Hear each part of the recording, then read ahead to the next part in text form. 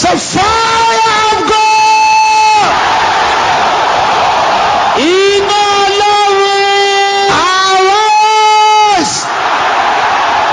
Dìde. Repair anything the enemy has damaged in my life. Ṣé àtúnṣe gbogbo ohun tí ọ̀tá ti bàjẹ́ nínú ayé mi. Fire of God. Iná Ọlọ́run. Arise. Dìde. Repair anything the enemy has damaged in my life. Àtúnṣe ohun gbogbo tí ọ̀tá ti In bàjẹ́ the name of Jesus. lórúkọ Jésù.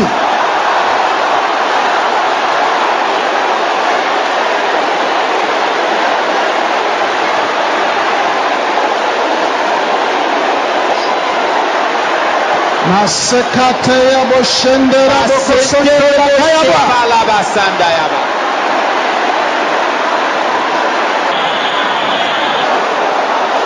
In Jesus' name we pray. Lórúkọ Jésù la gbàdúrà. Very good. Ó dáa. Making good progress. A ní ìtẹ̀síwájú tó dára. Where is the fire of the God of Elijah? Níbo ni iná Ọlọ́run Èlíjà wà? Can you say that loud and clear? Ẹ̀wí báyìí ló rárá. Arise! Dìde. Kill my problems now. Bá àwọn ìṣòro mi báyìí. Can you say that loud and Ẹ̀wí báyìí clear? ló rárá.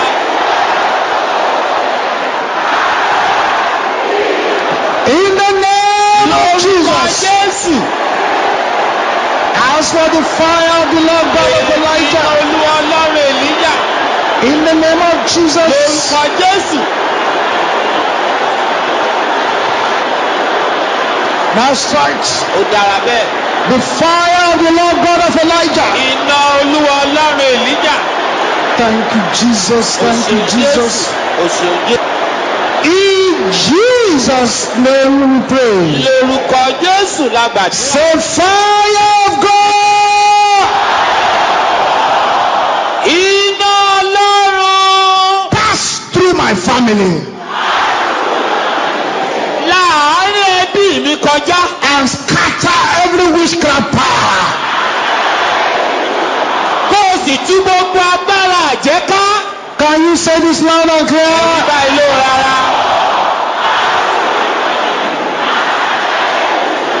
I want you to put your emphasis on the scatter. Kò fẹ́ ká tẹnumọ́ túká. Can you say it again loud and Nígbà ìlú clear? rárá.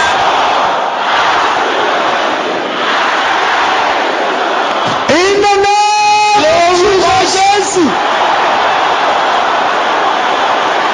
Let there be a scattering of any power that is working against us. Kí gbogbo àwọn agbára In the tó ṣe name of lòdì sí wa ó Jesus, in túká the name of lórúkọ Jesus. Jésù. That's right. Ó dára bẹ́ẹ̀. Yes. Bẹ́ẹ̀ni.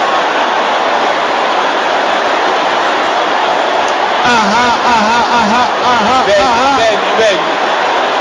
In Jesus' name we pray. Lórúkọ Jésù la gbàdúrà. Now, Wàyí. this next prayer Àdúrà tó kàn yìí. will not even wait for 24 hours before it begins to work. Kò tiẹ̀ ní dúró de wákàtí mẹ́rìnlélógún kó tó bẹ̀rẹ̀ sí ní ṣiṣẹ́. Sisters, Arábìnrin, please pray this with violence. ẹ jọ̀wọ́ ẹ fi ipá gba àdúrà yìí. Brothers, Arákùnrin, praise it with holy anger. ẹ gbà á pẹ̀lú ìbínú mímọ́. Say fire of God.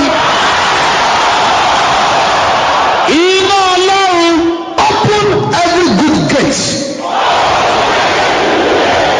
Ṣí gbogbo ilẹ̀kùn rere That was closed against me. èyí tí wọ́n tì mọ́ mi. Do you understand? Sóye rẹ̀ yé yìí. Every good gate. Gbogbo ilẹ̀kùn rere. Gate of breakthrough. Ilẹ̀kùn Gate of àgbàjá. marital breakthrough. Ilẹ̀kùn Gate of àgbàjá. deliverance. Ìyàwó ìtúsí. Fire of God. Iná Ọlọ́run. Open all the good Ní gates. gbogbo ilẹ̀kùn rere sílẹ̀. Closed against me. Tí wọ́n tì mọ́ mi. In the name of Jesus. Let the gates be open. Let the gates be open. Ilẹ̀kùn náà ṣí. Let the gates be open. Let them be open. Náà ṣí.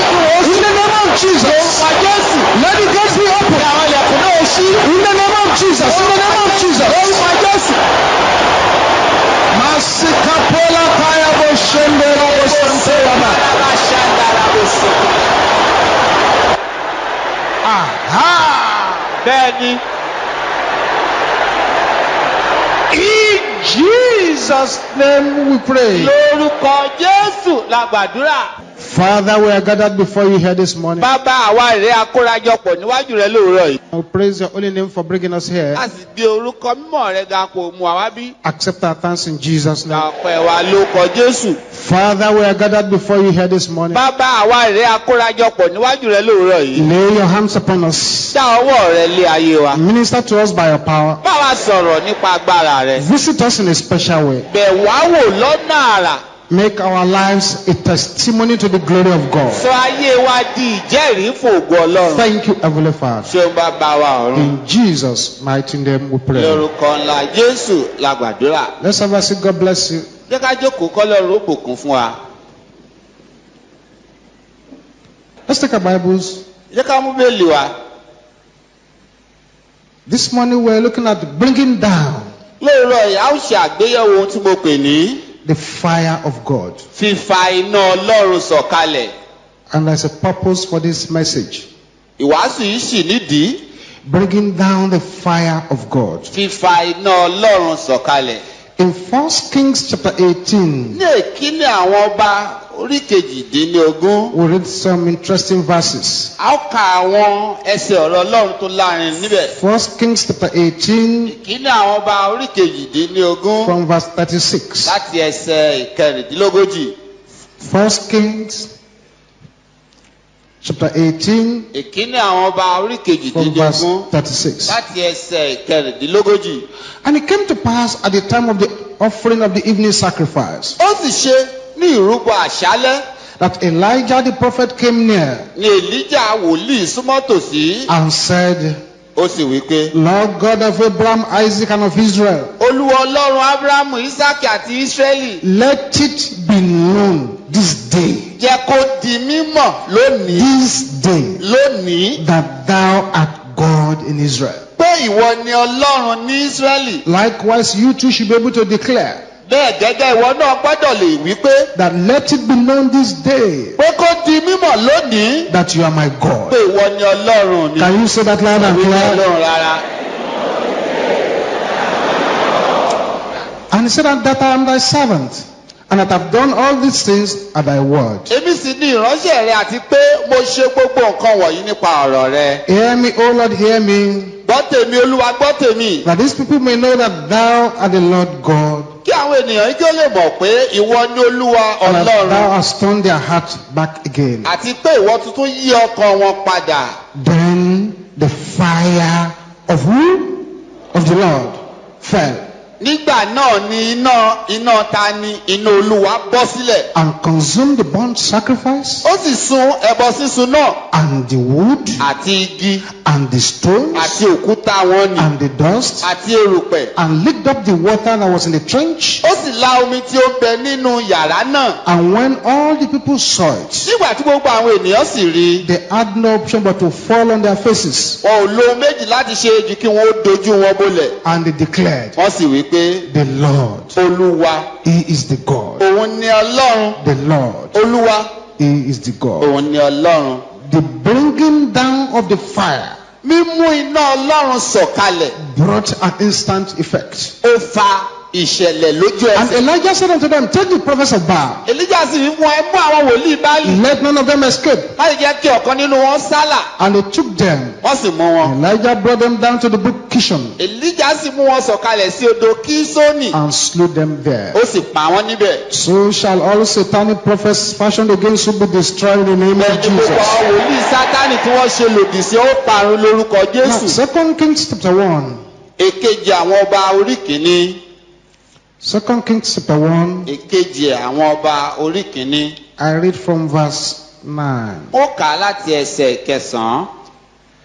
Then, 2 Kings chapter 1 verse 9. Èkejì àwọn ọba orí kìíní ẹsẹ̀ kẹsàn-án. Then the king sent unto him the captain of 50 with his 50. Nígbà náà ni ọba rán olórí ogun 50 kan pẹ̀lú 50 rẹ̀. And he went up to him. Ó sì gòkè tọ́ lọ. And behold, he sat on top of a hill. Sì kíyèsí ó jókòó lé orí òkè kan. And he spake unto him, Òun sì wí fún pé, Thou man of God. ìwọ ènìyàn Ọlọ́run. The king had said, Ọba wí pé, come down. Sọ̀kalẹ̀. A downward invitation.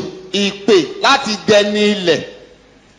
And Elijah answered and said to the captain of 50, Elijah sì dáhùn, ó sì wí fún olórí ogun 50 náà if pé, I be a man of God, bí èmi bá ṣe ènìyàn then Ọlọ́run, let fire come down from heaven nígbà náà jẹ́ kí iná sọ̀kalẹ̀ and láti ọ̀run consume wá, thee and thy 50. kó sì rán àti 50 And rẹ̀. there came down fire from heaven Iná sọ̀kalẹ̀ ti ọ̀run wá, and consumed and his 50. ó sì rún àti 50 rẹ̀. They didn't give up, they sent another 50. Wọ́n tún sọ̀rọ̀ ìtúnú, wọ́n tún rán 50 mìíràn. And fire of God came down from heaven. Look at verse 12. Ẹ̀wọ̀ ẹsẹ̀ kejìlá iná Ọlọ́run sọ̀kalẹ̀. And Elijah answered and said unto them, Elijah sì dáhùn, ó sì wí fún wọn if pé, I be a man of God, bí èmi bá ṣe ènìyàn Ọlọ́run, let fire come down from heaven and consume thee and thy 50. jẹ́ kí iná kí ó sọ̀kalẹ̀ láti ọ̀run wá, And kó the sì rún fire of àti God 50 came down rẹ̀. from heaven. Iná Ọlọ́run sọ̀kalẹ̀ láti ọ̀run wá. The fire of God came down from heaven Iná Ọlọ́run sì sọ̀kalẹ̀ láti ọ̀run wá. and consumed him Ó and sì his rún 50. àti 50 rẹ̀. Fire is an instrument in the hands of God. Iná ó jẹ́ irinṣẹ́ ní ọwọ́ Ọlọ́run. Fire is very powerful in movement, Iná ó lágbára tó bá ń rìn. and it has a penetrating power. Ó sì ní agbára tó fi ń wọnú nǹkan. Fire is very aggressive. Iná ó ní ipá jọjọ. When fire enters into a forest, Nígbà tí iná bá kán lu ìgbẹ́, it has no respect for elephants, it has no respect for mosquitoes, it has no respect for small insects or big animals. kì í ṣojú ìṣáájú ẹranko kẹranko, kì í ṣojú ojúṣáájú yànmùyánmú, kì í ṣojú ìṣáájú èèrà tàbí ohunkóhun tó ń bẹ́ẹ̀. Fire is very militant, Iná ó ní ogun lọ́wọ́. and there is no cold fire. Fire is always very hot. Kò sì sí iná tútù, gbígbóná ni iná máa ń jẹ́. We need more than at any other time, beloved, A nílò rẹ̀ ju ìgbà mìíràn ọ̀rọ̀ olùfẹ́. to bring down the fire presence of God in order to amaze those who doubt the power of our God. Láti fa iná ìfarahàn Ọlọ́run sọ̀kalẹ̀ láti lè mú kí ó ṣe àwọn tó ń ṣe ojúṣàájú agbára Ọlọ́run. Over 250 times in scripture, Ó ju ìgbà ó lé 50 lọ nínú Bíbélì. when it will appear as if the devil is in control Nígbà tí yóò farajọ wípé èṣù ló ń ṣàkóso because of his noise and because of his revival. nítorí ariwo àti ìsọjí rẹ̀. But on each occasion, Ṣùgbọ́n ní ìgbà kọ̀ọ̀kan, God shows up Ọlọ́run á máa farahàn. and says, no, Àsìgbé rárá, I am still here. èmi ṣì ń bẹ ń bí. We are living in an age Òde òní, that is very risky and dangerous to survive. ó jẹ́ ìgbà tó léwu jọjọ láti làájá. We are living in the kind of society that sometimes deny the power of our God. Inú àwùjọ tá à ń gbé lóde òní nígbà mìíràn a máa ṣe agbára Ọlọ́run. Now you as a modern day Christian, Wàyí ìrẹ gẹ́gẹ́ bí Kìrìsìtẹ́nì òde what do òní. you do in order not to humiliate yourself in the hands of the devil? Kí lóhun tí ó ṣe kó má bàa di ẹni ẹ̀tẹ́ lọ́wọ́ What do Sátánì? you do in order not to allow the enemy to use you as a broom to sweep the floor? Kí lóhun tó ṣe láti má fààyè gba ọ̀tá kó má lò ọ́ gẹ́gẹ́ bí ọwọ̀ tá a fi ń gbálẹ̀? How do you refuse the suggestions of destruction of the enemy? Báwo ló ṣe kọ àbá ọ̀tá láti ràn ọ́? How do you refuse any satanic insult? Báwo ló ṣe kọ gbogbo àrífín Sátánì? Look at these people who gathered around to disgrace Elijah. Ẹ wo iye àwọn wọ̀nyí tó kóra jọpọ̀ láti dójú They tèlíjà. wanted to disgrace him just before God took him. Wọ́n fẹ́ dójú tì í kọ́lọ́run ó tó gbà á They were sókè. ready to ask Elijah, where is the Lord your God? Wọ́n múra tán láti béèrè lọ́wọ́ Èlíjà wípé níbo gan lolúwa Ọlọ́run rẹ wà. So if you do not want to be trampled upon by men and women and satanic agents of the world, Nítorí náà bó o bá fẹ́ káwọn ènìyàn ó tẹ̀ ọ́ mọ́lẹ̀, àwọn ènìyàn Sátánì àti ènìyàn náà you ayé. need to learn a few principles from the life of Elijah. O ní láti kọ́ àwọn ìlànà díẹ̀ nínú ayé Èlíjà. Elijah did what no man had done before. Èlíjà ṣe ohun tẹ́nìkan ò ṣe rí. He openly challenged the host of hell to an open contest and he defeated them there. Ó pe àwọn ogun ọ̀rọ̀ àpáàdì níjà, níbẹ̀ gan ló sì ti gbé dójú tì wọ́n. He challenged the whole of a backsliding nation. Ó pe gbogbo orílẹ̀-èdè tó ti pẹ̀yìndà, ó pè wọ́n níjà. He came from the presence of God to Carmel. Ó wá láti wájú Ọlọ́run sórí òkè And Kámẹ́lì. he gave a living demonstration of the power of the God of Israel. Ó sì fi agbára Ọlọ́run hàn lógidì Ọlọ́run alààyè ti Ísírẹ́lì. The Bible says, and whosoever shall fall on this stone shall be broken. Bíbélì wípé ẹnikẹ́ni tó bá sì ṣubú lu òkúta yìí a ó run wómúwómú. But on whomsoever the stone shall fall, Ṣùgbọ́n ẹnikẹ́ni tí òkúta yìí bá ṣubú lù he shall grind him to powder. yóò lọ̀ lúlú. That is the power of our God. Agbára Ọlọ́run wa rèé. Now, if you do not know the power of that God, and you don't know how to bring down His presence into your situation, Wàyí tó bá wá mọ agbára Ọlọ́run yìí tó sì mọ bá a ṣe ń fà á kalẹ̀ sínú which is ìṣẹ̀lẹ̀ tó ṣẹlẹ̀ sí ọ. desperately needed at this dark hour, Èyí tá a nílò jọjọ ní wákàtí òkùnkùn yìí. the enemy will use you as a hoover to clean the carpet. Ọ̀tá ó lò ọ́ gẹ́gẹ́ bí ọwọ̀ láti gbálẹ̀.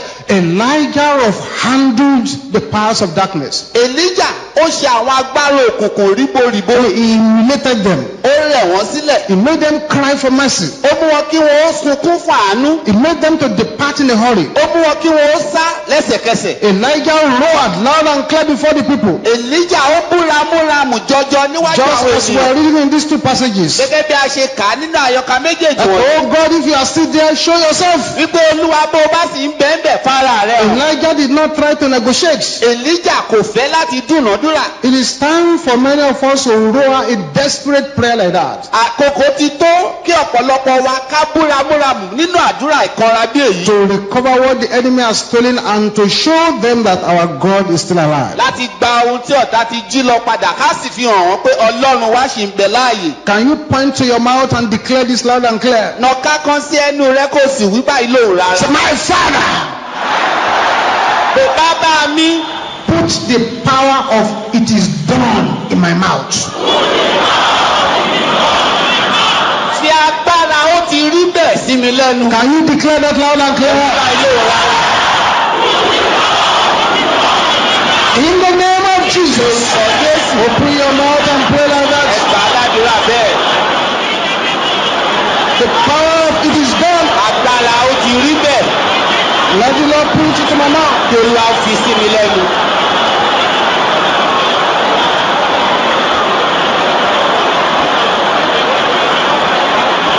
In Jesus' name we pray. Lórúkọ Jésù la gbàdúrà. Plenty of people, beloved, including Christians, Ogunlọ́gọ̀ àwọn ènìyàn olùfẹ́ pẹ̀lú àwọn they onígbàgbọ́. are operating in low level of performance. Wọ́n ń ṣiṣẹ́ láì kójú òṣùwọ̀n. And like I was saying at one particular power must change hands. Gẹ́gẹ́ bí mo sì ṣe ń sọ nínú ìpàdé agbára gbọ́dọ̀ pàrọ̀ ọwọ́ kan. Many can be described as people operating below their optimum standard. Ọ̀pọ̀lọpọ̀ la lè ṣàpèjúwe wọn gẹ́gẹ́ bí ènìyàn tó ń ṣiṣẹ́ láì kójú òṣùwọ̀n ìdajì ayé Many wọn. do not understand that there is a treasure in them. Ọ̀pọ̀lọpọ̀ lóye òye pé ìṣúra kan ń bẹnu wọn. And many have become like a treasure in the dungeon. Ọ̀pọ̀lọpọ̀ ló sì ti di ìṣúra tó ń bẹ lórí àkìtàn. A treasure buried between the rubbles of anxiety, pain, and sorrow. Ìṣúra tá a rì mọ́lẹ̀ nínú ọ̀gbun àníyàn àti ìbànújẹ́. Many are like the oil in a hard shell. Ọ̀pọ̀lọpọ̀ ló dàbí òróró tó ń bẹ nínú ìkarahun tó le koko. A shell that is very difficult to crack. Ìkarahun èyí tó le koko láti fọ́. Many are like that beauty, a beauty buried inside the coven of slavery and poverty. Ọ̀pọ̀lọpọ̀ ló dàbí ẹwà tá a gbé sínú pósí ẹrú àti ìṣẹ́. Some can be described as a greatness that has been caged within the bars of wickedness and woe. Ọ̀pọ̀lọpọ̀ la lè ṣàpèjúwe wọn gẹ́gẹ́ bí ọrọ̀ èyí tá a fi sínú àhámọ́ ègbé. Many are completely lost in the sea Ọ̀pọ̀lọpọ̀ ló ti sọnù sínú agbami. of hopelessness and despair. Agbami ìdáyàfò àti àìní A ìrètí. golden greatness lost in the wilderness of frustration. Wúrà dídì ẹni ńlá tẹ́nìyàn pàdánù nínú aginjù ìdáyàfò. Held tightly by the chains of fear. Tí ṣẹ́kẹ́ṣẹkẹ̀ ẹ̀rú dìmú ṣinṣin. Struggling to get free, but there is a concrete power holding the person down. Èyí tó ń làkàkà láti bọ́ ṣùgbọ́n agbára kan tó gbóná tó lágbára di onítọ̀hún. Blinded by the arrows of ignorance and unbelief. Ọfà àìní ìgbàgbọ́ àti àìmọ̀kan òun ló fọ́ wọn lójú. Defeated by the very thing that you know how to do best. Tó jẹ́ wípé ohun tí wọ́n mọ̀ tí wọ́n mọ̀ jọjọ òun ló ń dójú tì wọ́n. What do you do when your situation is like this? kí ló tó wàá ṣe tọ́rọ̀ rẹ bá dàbí èyí? What do you do when the enemy appears to be winning? kí ló tó ṣe nígbà tó bá jọ wípé ọ̀tá ló ń gbégbá orókè? What do you do when good things just disappear consistently? kí ló tó ṣe nígbà tí ohun rere ó pọ̀ ṣàdédé pòórá nígbà gbogbo? What do you do when the enemy is just broadcasting evil all around about you? kí ló tí ó ń ṣe nígbà tó bá yẹ pé ohun aburú lọ̀tá ń sọ kiri nípa rẹ? What do you do when the enemy has put a full stop on your moving forward? kí ló tó ń ṣe nígbà tí ọ̀tá bá ti fi ìdúró sí títẹ̀síwájú rẹ? What do you do when the enemy is the traffic warden of your breakthrough? He will decide where the breakthrough will come, where it will go. What do you do? kí ló tí ó ń ṣe nígbà tó bá jẹ́ pé ọ̀tá ni yóò sọ bí àlàjá rẹ ó ti rí, ìgbà tí yóò dé, ìgbà tí yóò lọ? kí ló tó ń What ṣe? do you do when the enemy wants you to move from grace to grass? kí ló tó ń ṣe nígbà tọ́tá bá fẹ́ já ọ kúrò ní orí ìtẹ́ oore ọ̀fẹ́ sí orí ìtẹ́ dídi ẹni ẹ̀tàn? What do you do if after many years of marriage all of a sudden one strange woman shows up and wants to eat the fruit of your labor? What do you do? kí ló tí ó ń ṣe nígbà tó bá jẹ́ pé lẹ́yìn ọ̀pọ̀lọpọ̀ ọdún ìgbéyàwó tó ti ṣe obìnrin àjèjì kankan ṣàdédé wá ó fẹ́ kórè iṣẹ́ ọwọ́ rẹ̀? What do you do when they group together and throw lies against you and then you are retired prematurely? What do you do? kí ló tí ó ń ṣe nígbà tí wọ́n bá kó irọ́ jọ pọ̀ lòdì sí ọ tó sì jẹ́ wípé láì tọ́jọ́ òun náà fẹ̀yìn rẹ tì níbi iṣẹ́? What do you do when you are openly threatened by the powers of darkness? kí ló ń kan tí ó ń ṣe nígbà táwọn agbára òkùnkùn bá halẹ̀ mọ́ ọ ní gbangba? What do you do when they say, well, show us the power of your God, let us see it? kí ló tí ó ń ṣe nígbà tó bá ní fi agbára Ọlọ́run rẹ hàn wá àfẹ́ rí? What do you do when the enemy has now pushed you to what we call the zero level? kí ló tí ó ń ṣe nígbà tọ́ta bá ti tì ọ́ sí ohun tá a pè ní ìpele When òfo? all hope seems to be gone. níbi tó jẹ́ wípé ó dàbí ẹni pé gbogbo ìrètí ti pin. And those that want to help you before, they've now disappeared. àwọn tó sì fẹ́ ràn ọ́ lọ́wọ́ tẹ́lẹ̀ rí wọ́n ti pòórá. What do you do when those who sponsor to school and you train are doing well, you are not doing well, and they are not ready to help you? kí ló tí ó ń ṣe nígbà tó wá jẹ́ pé àwọn tó tọ́ láti lọ sílé ìwé wọ́n ń gbégbá orókè, ọwọ́ wọn ń bà á lórílẹ̀ ayé, ìwọ sì rí ọwọ́ rẹ ò tẹ nǹkan kan, ò sì fẹ́ ràn ọ́ lọ́wọ́? What do you do when you have read for an examination and you got to the hall, everything went blank, you can't remember nothing? kí ló tí ó ń ṣe nígbà tó o bá ti kàwé láti lọ ṣèdánwò kan, o wá dé gbàgede tẹ́ ó ti ṣèdánwò náà, ọpọlọ rẹ bá ṣòfò? What do you do when the enemy is threatening you with death? kí ló tí ó ń ṣe nígbà tọ́ta bá ń fi ikú halẹ̀ mọ́ ọ? You need to understand how to bring down the power of God. o nílò àti lóye bá a ṣe ń fa iná Ọlọ́run There sọ̀kalẹ̀. are 7 situations in Scripture ìpele ìṣẹ̀lẹ̀ méje ọ̀tọ̀ọ̀tọ̀ ló ṣẹlẹ̀ nínú Bíbélì where fire was released by God. níbi tí Ọlọ́run ti gbé sọ iná kalẹ̀. 7 main situations ìṣẹ̀lẹ̀ méje ọ̀tọ̀ọ̀tọ̀ that made God to release his fire. òun ló mú kí Ọlọ́run ó sọ iná rẹ̀ kalẹ̀ látòde ọ̀run. Let's quickly look at these 7 ẹ situations jẹ́ ká wo àwọn ìṣẹ̀lẹ̀ méje wọ̀nyí before we now bring it down to our own situation. ká tó wá gbé e sọ̀kalẹ̀ wá sí ipò tara wa. More than at any other time, beloved, ju gbogbo ìgbà lọ olùfẹ́, we need the fire power of God to come to our aid. a nílò iná agbára Ọlọ́run kó wá ràn wá We lọ́wọ́. need the kind of demonstration of power that even unbelievers will say, yes, this is the hand of God. There's nothing we can do about this one. a nílò iná Ọlọ́run tí yóò farahàn tó jẹ́ pé àwọn aláìgbàgbọ́ gan ó mọ̀ wípé ọwọ́ Ọlọ́run lélẹ̀, kò sí nǹkan tá a lè ṣe nípa We rẹ̀. need the kind of fire presence that unbelievers will say, well, this is God fighting for you. a nílò iná ìfarahàn Ọlọ́run débi wípé àwọn aláìgbàgbọ́ ó sì wípé Ọlọ́run gan rèé ló ń jà fún ọ. I'm sure I've shared this testimony with you before. ó dá mi lójú pé mo ti sọ̀rọ̀ yìí fún wa rí. A brother got into a restaurant to eat some food. alákùnrin kan wọ búkà kan lọ láti jẹun. He ordered for food. ó bá ní kó gbóúnjẹ fóun. They brought food to him wọ́n gbóúnjẹ wá. like his normal pattern, gẹ́gẹ́ bó ṣe máa ń ṣe. without bothering who is looking or who is not looking. láì bìkítà ẹni tó ń wà bẹni tí ò wò. He laid his hands on the plate of food and prayed. ó bá prayers. jáwọ́lé abọ́ oúnjẹ yìí ó sì gbàdúrà. And he prayed his prayer. ó gbàdúrà. In Jesus' name we pray. orúkọ Jésù mo gbàdúrà. Amen. àmín. He washed his hands, ó bá fọwọ́. took the first bowl, ó mú òkèlè àkọ́kọ́. used it inside the soup ó fi run ọbẹ̀.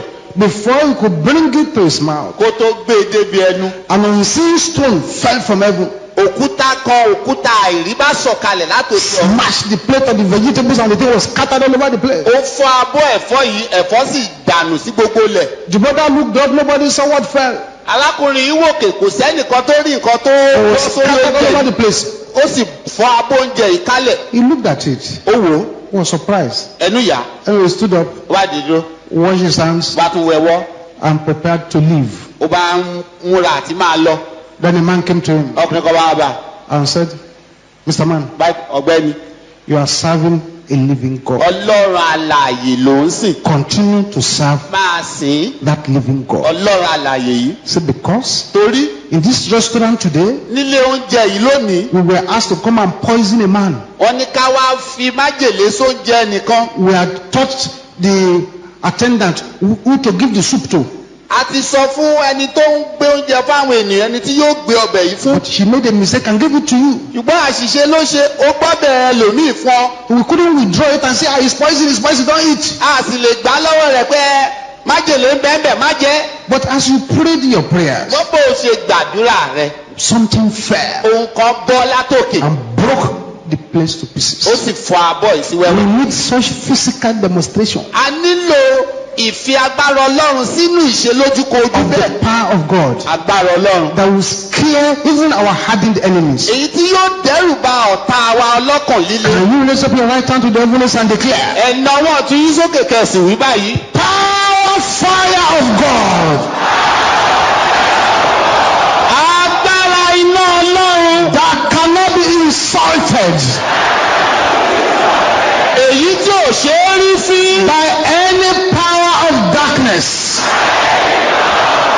látọwọ́ agbára òkùnkùn. Can you say that loud and clear? ẹ̀rí bá ilé rárá. Is that the loudest you can say it? As you can say it? Arise! Fight for me now. fún mi báyìí. In the name of lórúkọ Jesus. Jésù. The one that cannot be insulted. èyí tí ò ṣe é rí fín. Masika tenda kaya boshendera bosente. Pia rika seponde. àṣetáyà sàǹdàyàbà. Yes. bẹ́ẹ̀ni Something is happening already. ó bá ń ṣẹlẹ̀ lọ́wọ́lọ́wọ́. In Jesus' name we pray. lórúkọ Jésù la gbàdúrà. Christianity is not theory. ìgbàgbọ́ kì í ṣe tẹnu lásán. This is the age ọjọ́ òde òní lòde náà. when we must experience the physical manifestation of heavenly power. tá a gbọ́dọ̀ ní ìrírí ìfarahàn agbára ọ̀run lójúkojú. That will make anyone contesting against your destiny to be so scared èyí tí yóò mú kí ẹnikẹ́ni tó ń díje pẹ̀lú àyànmọ́ rẹ kí ẹ̀rù bà á. when anyone who's trying to conjure your face or use any form of power against you, when the power will so much backfire, you'll be so scared. débi wípé tẹnikẹ́ni bá ń perí rẹ níbi tágbára ọlọ́run bá farahàn yóò mú kẹ́rù ó gba onítọ̀hún. I read a story written about the great apostle Joseph Babaola that sent me laughing for almost 5 minutes. mo ka ìtàn kan nípa òlì Joseph Ayọ̀ Babalọ́lá ìtàn ọ̀hún sì pa mí lẹ́rìn fún bí I ìṣẹ́jú laughed for márùn-ún. 5 minutes non-stop. mo rẹ́rìn fún ìṣẹ́jú márùn-ún. I think he was going on his missionary journey, ó ń lọ láti lọ ṣiṣẹ́ ìránṣẹ́. and this policeman stopped him. àwọn agbófinró bá mú lọ́nà. Why is this? Why is that? Why is that? And the man was saying, I have a ministration to do, I must go. wọ́n á béèrè lọ́wọ́ ẹ̀ pé eléyìí dà tọ̀hún dà. bàbá yìí sì wí fún wọn pé mo fẹ́ lọ jíṣẹ́ ìránṣẹ́ Olúwa ni o kò sí lákòókò tí wọ́n lọ. He wanted money, the man of God was not ready to give money. ọlọ́pàá ìfẹ́ gbowó lọ́wọ́ rẹ̀ òjíṣẹ́ Ọlọ́run ò sì fẹ́ fún ní nǹkan kan. I think when the trouble became too much for the man of God, nígbà tí ìyọnu yìí pọ̀ jù fòjíṣẹ́ Ọlọ́run yìí they said he just opened his mouth wọ́n ló bá lanu. and said, heavenly agents, ọba ní ẹ̀yin oníṣẹ́ ọ̀run heavenly soldiers, ẹ̀yin ọmọ ogun ọ̀run where are you? ẹ̀yin wájà. And some unseen power grabbed the policeman. àwọn agbára ìríkọ bá mú ọlọ́pàá yìí. Bah, bah, slap, beat him.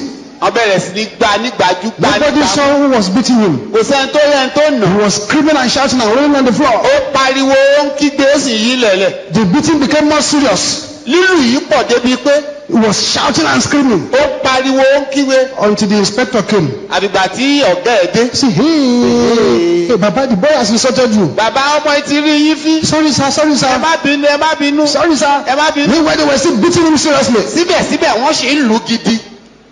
Then the Baba said, okay, Bàbá ikú dáa. heavenly host, Ẹ̀yin ogun ọ̀run, leave him alone. ẹ fi lẹ̀.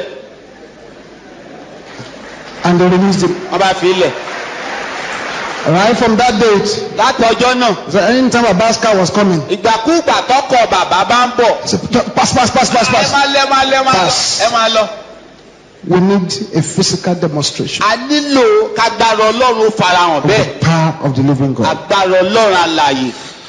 God releases his fire, number one, Ọlọ́run sọ iná rẹ̀ kalẹ̀ nígbà àkọ́kọ́ to consume the wicked. láti run àwọn ènìyàn ìkà. In Psalm 97 verse 3, Ní orin Dávídì orin ìkẹtàdínlọ́gọ́rùn-ún ẹsẹ̀ kẹta. Psalm 97 verse 3. Orin Dávídì orin God ìkẹtàdínlọ́gọ́rùn-ún releases his ẹsẹ̀ kẹta. fire in order to consume the wicked. Ọlọ́run sọ iná rẹ̀ kalẹ̀ láti run àwọn ọ̀tá. What is Psalm 97 verse 3? Kí ni orin Dávídì orin ìkẹtàdínlọ́gọ́rùn-ún ẹsẹ̀ A kẹta? fire goeth before him Iná ṣáájú rẹ̀, and burneth his enemies round about. ó sì jó àwọn ọ̀tá rẹ̀ yí káàkiri. That's the first assignment. Iṣẹ́ àkọ́kọ́ nìyẹn. Number 2, Èjì, God sends his fire. Ọlọ́run rán iná rẹ̀ sọ̀kalẹ̀. Exodus chapter 13, Nínú ìwé Ẹ́kísódù orí kẹtàlá.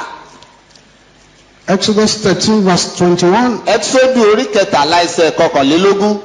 Exodus 13:21. Ẹ́kísódù orí kẹtàlá ẹsẹ̀ kọkànlélógún. And the Lord went before them by day in a pillar of a cloud Olúwa sì ń lọ níwájú wọn nínú àwọn sánmọ̀ ní ọ̀sán to lead them the way, and by night in a pillar of fire láti máa ṣe amọ̀nà fún wọn àti ní òru ní to give ọ̀wọ́ them iná light to go by day and night. láti máa fi ìmọ́lẹ̀ fún wọn láti máa rìn ní ọ̀sán àti ní òru. He used fire to lead his people, Ó lo iná láti ṣamọ̀nà àwọn ènìyàn rẹ̀. and his fire shall lead you to your breakthrough in the name of Jesus. Iná rẹ̀ yóò ṣamọ̀nà rẹ sínú àlàjá rẹ lórúkọ Jésù. Number 3, in Exodus chapter 14, Ìkẹta nínú Ẹ́kísódù orí kẹrin, orí Exodus kẹrìnlá. 14 Ẹ́kísódù orí kẹrìnlá verse 19 and 20. ẹsẹ̀ ìkọkàndínlógún àti There ẹsẹ̀ in that passage he uses the fire to protect his people. níbẹ̀ ó lo iná rẹ̀ láti dáàbò bo àwọn ènìyàn rẹ̀. And he says, I will be a hedge of fire round about you. Ó sì wí pé èmi ó mọ odi iná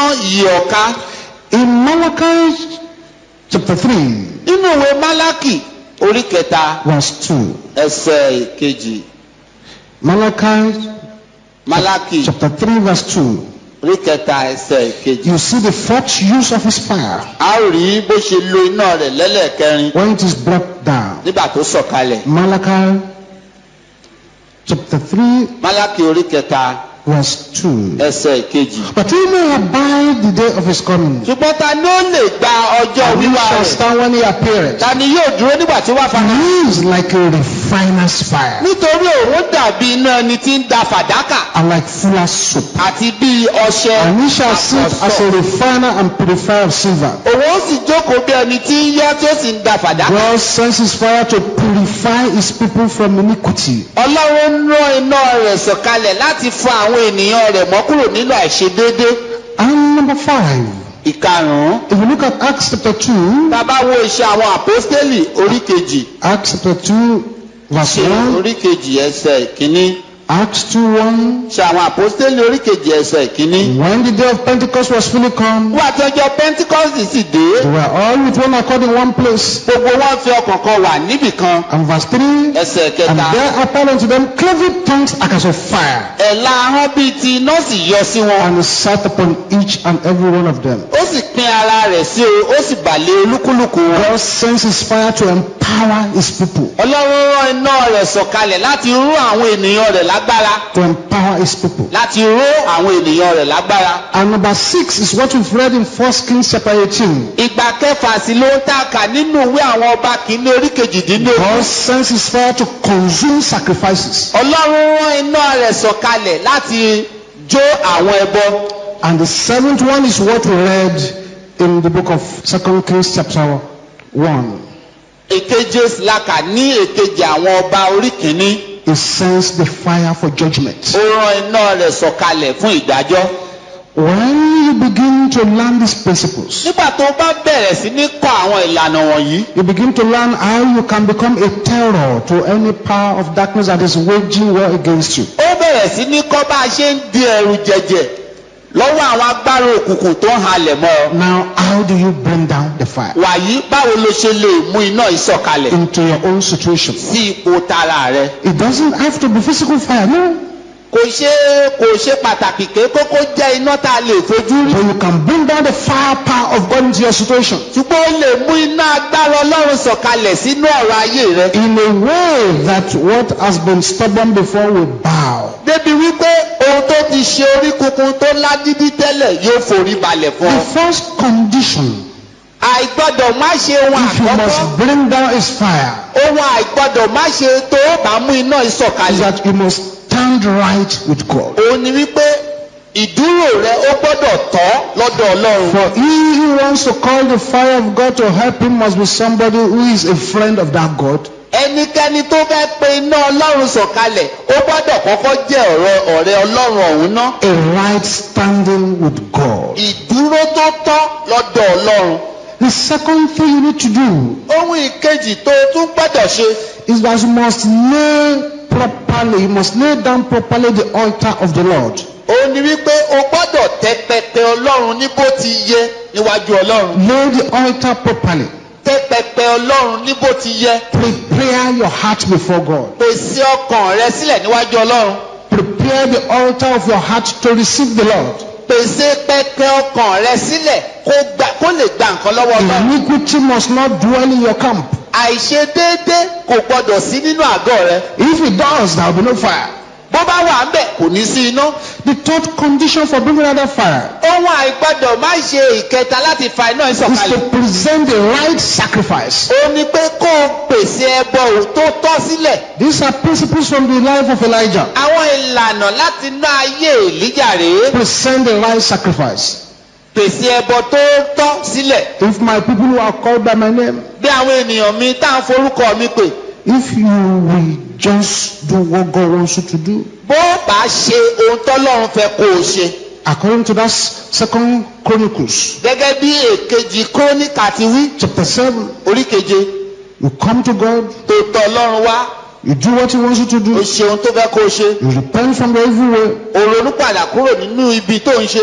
you do what God wants you to do, and you submit to Him. O ṣe ohun tọ́lọ́run fẹ́ kó o ṣe. O sì tẹríba fọ́lọ́run. You lay the proper sacrifice. O tẹ ẹbọ tó tọ́ o tẹ̀ sílẹ̀. Then Nígbà náà you can go to stage number 4, o lè lọ sí ìpele kẹrin. when you will ask for the fire. Nígbà tó béèrè fún iná náà. But without fulfilling all these conditions, Ṣùgbọ́n láì mú àwọn àìgbọ́dọ̀ má ṣe yìí ṣẹ. you could ask for fire and nothing will happen. O lè béèrè fún iná kí nǹkan kó sì má ṣẹlẹ̀. Today, Lónìí. the forces surrounding us Àwọn agbára tó yí wa ká. has made it compulsory for us Wọ́n ti mú kó jẹ́ dandan fún wa to become God's danger men and God's danger women. láti di àwọn ènìyàn Ọlọ́run tó léwu jọjọ ìbá àṣọkùnrin To ìbá become a àṣọkùnrin. fireman or a firewoman. Láti di ènìyàn tó ní iná ìbá To àṣọkùnrin be ìbá able to àṣọkùnrin. declare with boldness. Láti lè fọhùn pẹ̀lú ìgboyà. And to be able to get to the presence of God and bring His fire power down. Ká sì lè lọ sí iwájú Ọlọ́run ká sì fa agbára rẹ̀ sọ̀kalẹ̀. This morning, Lóòrọ̀ yìí. I'd like you to rise up on your Mo feet. fẹ́ ká dìde dúró. And the first thing I'd like you to do is to rise up on your feet. Ohun àkọ́kọ́ tá ó ṣe nígbà ṣe dìde dúró. So confess any sins in your heart to the Ó ní Lord ká jẹ́wọ́ ẹ̀ṣẹ̀ kẹ́ṣẹ̀ nínú ọkàn wa fún Olúwa. that may hinder you from bringing down a personal fire from heaven today to fight for you. Èyí tó lè dènà rẹ láti má lè mú kí iná Ọlọ́run ó sọ̀kalẹ̀ fún ọ. Ask Him to forgive you Wí fún pé kó dáríjì ọ́. so that you don't go home the same way you came here today. Kó o má bàa lọlé ní bó ṣe wá bí yìí. So that you will not be the same person Kó o má bàa jẹ́ ẹnìkan náà that mọ́. left home this morning. Tó fi lélẹ̀ So that lóru rẹ̀. those who see you after this service Débi pé àwọn tó bá rí ọ lẹ́yìn ìsìn will be able to say you have seen the glory of ó God. lè wí pé o ti rí ògo Ọlọ́run. Do that now where you are. Jẹ́ ká ṣe bẹ́ẹ̀ níbi tá a wà. Ask him to forgive you. Ibi kò dáríjì yín.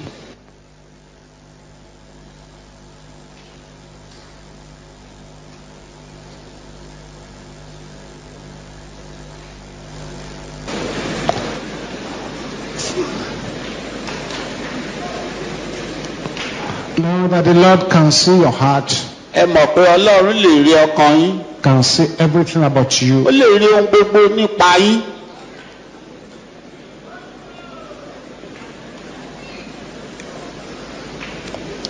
Amen. Àmín. So fire of God! Iná Ọlọ́run. Arise! Dídé. Repair anything the enemy has damaged in my life. Ṣé àtúnṣe gbogbo ohun tí ọ̀tá ti bàjẹ́ nínú ayé mi. Fire of God! Iná Ọlọ́run. Arise! Dídé. Repair anything the enemy has damaged in my life. Àtúnṣe ohun gbogbo tí ọ̀tá ti In bàjẹ́ the nínú name of Jesus. orúkọ Jésù.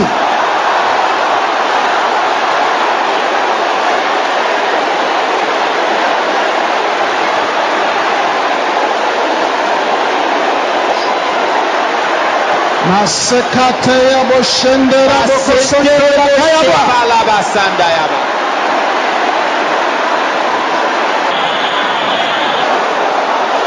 In Jesus' name we pray. Lórúkọ Jésù la gbàdúrà. Very good. Ó dáa.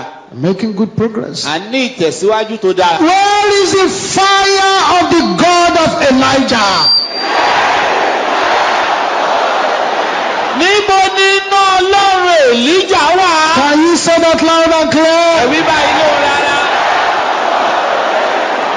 Arise! Dídé. Kill my problems now. Pa àwọn ìṣòro mi báyìí. Can you say that loud and Báyìí clear? ló rárá.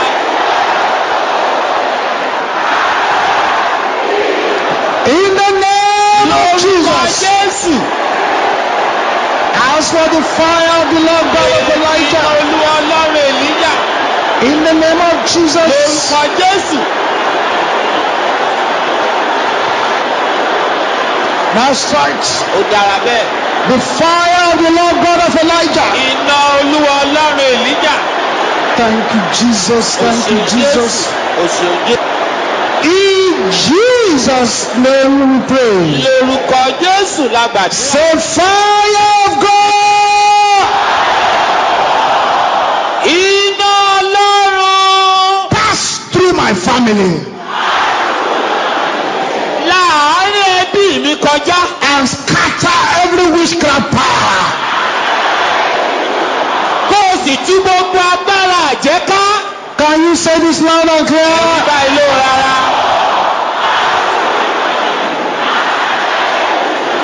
I want you to put your emphasis on the scatter. Kò fẹ́ ká tẹnumọ́ túká. Can you say it again loud and clear? In the name of Jesus. Let there be a scattering of any power that is working against us. Kí gbogbo àwọn agbára In tó the ṣe name of lòdì sí wa ó Jesus, in túká the name of lórúkọ Jesus. Jésù. That's right. Ó dára bẹ́ẹ̀. Yes. Bẹ́ẹ̀ni.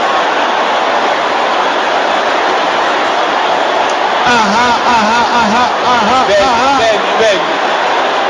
In Jesus' name we pray. Lórúkọ Jésù la gbàdúrà. Now, Wàyí. this next prayer Àdúrà tó kàn yìí.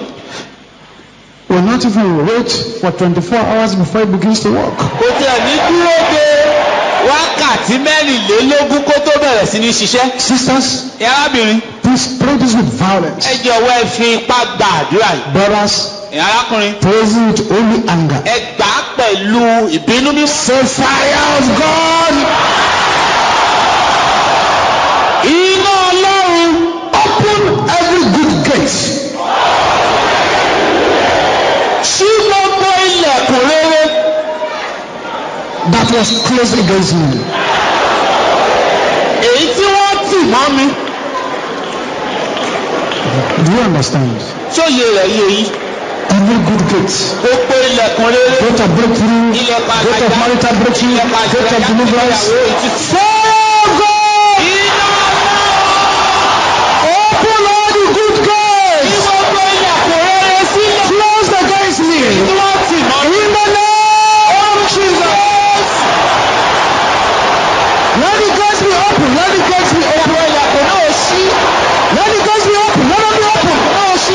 In the name of Jesus. orúkọ Jésù. Let the gates be open. àwọn ilẹ̀kùn náà ṣí. In the name of Jesus. In the name of Jesus. orúkọ Jésù. Masikapola kaya boshendera bosantera. Aha. bẹ́ẹ̀ni. In Jesus' name we pray. lórúkọ Jésù la gbàdúrà. We have these 3 prayer points to pray. a ní kókó àdúrà mẹ́ta yìí láti gbà. And I want to plead with you that you please pray mo rọ̀ wá kí a gbàdúrà náà dáradára from the bottom of your heart láti ìsàlẹ̀ ọkàn wa wá as we go into this new week. bí a ti ń wọnú ọ̀sẹ̀ tuntun yìí lọ. You are going to cry to God like this. a kò tuntun sí Ọlọ́run báyìí. Say, doors of good opportunities. àwọn ilẹ̀kùn àǹfààní rere. Say that, beloved, let me hear you. ẹ wí kí n gbọ́.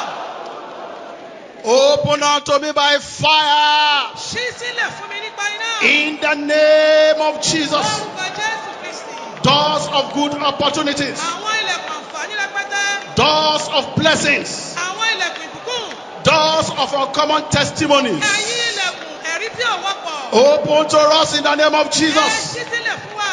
Open to us in the name of ẹ ṣí Jesus. fún wa lórúkọ Jésù. Open to us in the name of ẹ ṣí Jesus. kalẹ̀ fún wa lórúkọ Jésù. Open to us in the name of ẹ ṣí Jesus. fún wa lórúkọ Jésù. In Jesus' name we pray. orúkọ Jésù Say, àgbàdúrà. powers ẹ wí pé agbára obstructing my moving forward.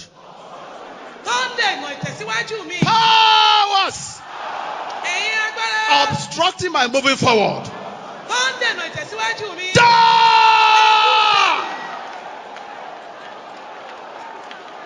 Die in the name of Jesus. ẹ kú dànù lórúkọ Jésù. All those powers that are blocking your path of progress. gbogbo agbára tó ń dènà ìlọsíwájú rẹ. Powers hindering your movement, moving forward to your next level. agbára tó ń dé ìtẹ̀síwájú láti lọ sí Let them die, let them die, let them die, let them die, let them die. kí wọ́n kú dànù. In the name of Jesus. lórúkọ ńlá Jésù kí wọ́n Die in the name of ẹ Jesus. kú lórúkọ Jésù. Die in the name of ẹ kú Jesus. lórúkọ Jésù. Die in the name of ẹ Jesus. kú lórúkọ Jésù. Die in the name of Jesus. Die in the name of ẹ kú Jesus. lórúkọ Jésù. In Jesus' name we pray. lórúkọ Jésù la gbàdúrà. Now cry this out with fire in your voice. wàyé finá kéde Say, lẹ́yìn lóhùn yìí. God's favor. ojú rere Ọlọ́run. God's favor. ojú rere Ọlọ́run. God's favor. ojú rere Olódùmarè. Locate me by fire.